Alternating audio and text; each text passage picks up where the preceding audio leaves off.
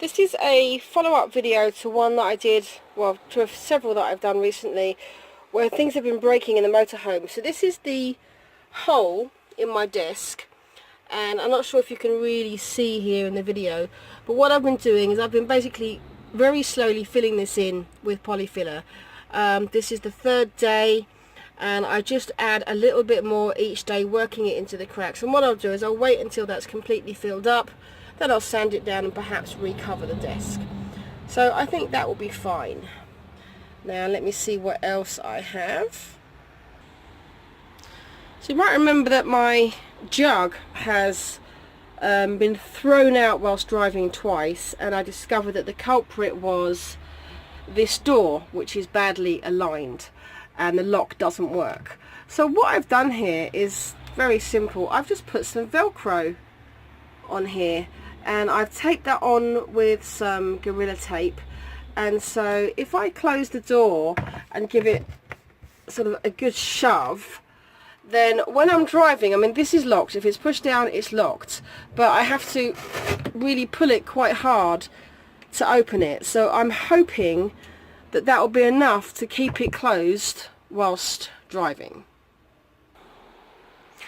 And over here in the bathroom, this is new, this is just broken today.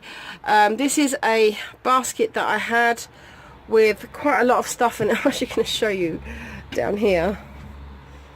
This is everything that's just fallen out. Basically, this fell off.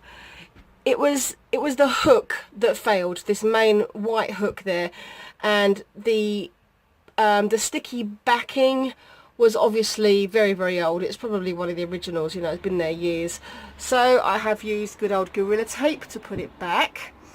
Now, instead of trying to repair the broken baskets, if you see here the bits which have smashed off, what I've done, if I take this one out and show you inside, this black piece of plastic is a bit of a cutting board. I bought a set of cheap cutting boards and I've just taped it on. You can see here where this is all smashed, and so obviously that's not safe to use, but I can't get a replacement basket. You know, this came as a whole thing, and it's quite expensive really.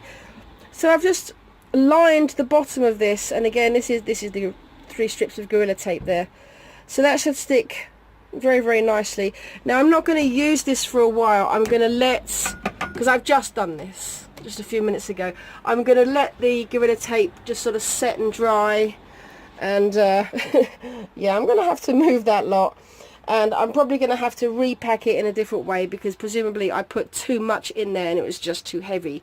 I'm hoping that the Gorilla Tape will be more secure than the previous bit of padding, that sort of sticky tape that was holding the lock, but I'm not going to take the risk. So yes, I shall leave that for a while and then try again. So good old Gorilla Tape is coming to the rescue here for all these things which I'm breaking, and polyfiller for my desk.